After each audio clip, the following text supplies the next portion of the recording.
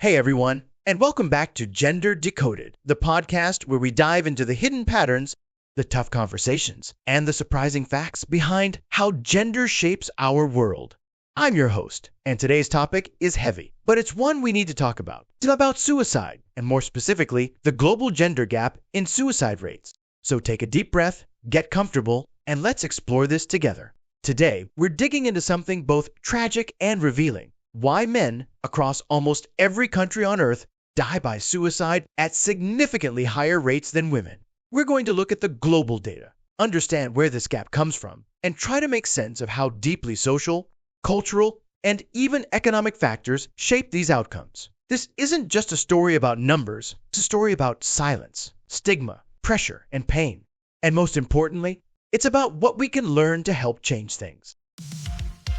Welcome to Gender Decoded, where numbers align, seeing the stories that data defines, breaking the barriers, truth untold, insights in gender, the data falls.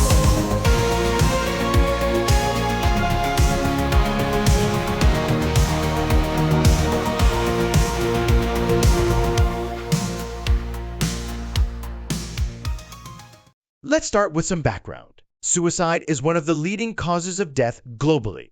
Every year, over 700,000 people take their own lives. But when we break that number down by gender, we see a dramatic split. In almost every country with available data, men die by suicide more often than women, sometimes 2, 3, or even 4 times as often. This is not new, and it's not random. In fact, the gender gap in suicide rates has been tracked for decades, and it's remarkably consistent. What's going on here? To find answers, we turn to a powerful source, a chart produced by Our World in Data, using estimates from the WHO Mortality Database for the years 2020 to 2022. The chart is simple, but what it reveals is staggering. On the x-axis, we have female suicide death rates per 100,000 people. On the y-axis, we have male suicide death rates. Each dot represents a country. Now here's the kicker. Every single dot is above the diagonal line. That means there is no country in the dataset where women die by suicide more than men. 0. None. The data was collected by WHO member countries and compiled into the Mortality Database, which is one of the most reliable global sources on causes of death. That said, it's important to mention that suicide is often underreported, especially in countries where stigma, religion, or law make it difficult to register suicide as a cause of death. Still, even with that limitation, the global pattern is clear and consistent. Now let's walk through what this chart shows us. Countries like Uruguay, the United States, and South Korea stand out.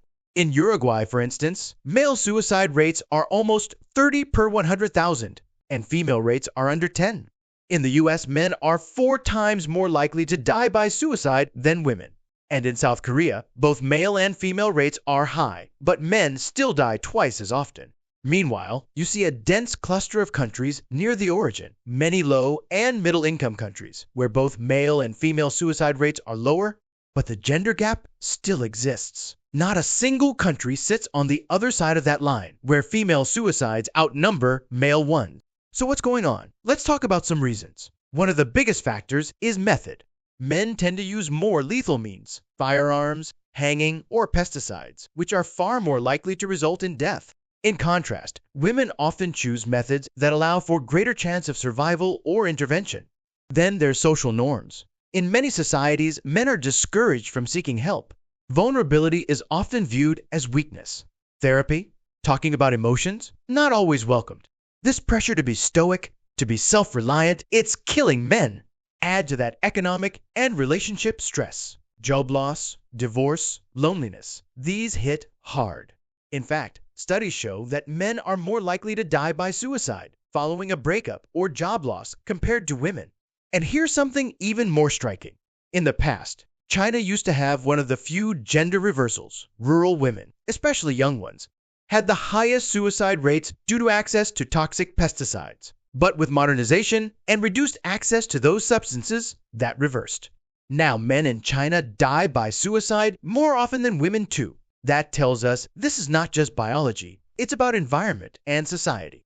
Other fascinating facts: in the US, nearly 80% of all suicide deaths are male. In South Korea, suicide is the leading cause of death for men aged 10 to 39. And across OECD countries, that's the world's most developed economies, men die by suicide at 2 to 8 times the rate of women. That is massive. So what can we take away from all this? First, suicide is preventable, but only if we see the full picture. That picture includes understanding how gender plays a role. We need to create mental health systems that don't just exist, but that reach men where they are. We need to challenge cultural norms around masculinity. We need to talk openly about this. Second, we need to reduce access to lethal means, especially firearms in places like the US. That one step alone has shown to significantly lower suicide rates. And finally, we need to acknowledge that help seeking is not a weakness. It's a human right. And no one, no matter their gender, should suffer in silence. That's all for today's episode of Gender Decoded. We unpacked some hard truths, but also found hope in the power of understanding the data and the social forces behind it. Thank you for being here, for listening, and for being willing to sit with this difficult but vital topic. Take care of yourselves and each other. Until next time.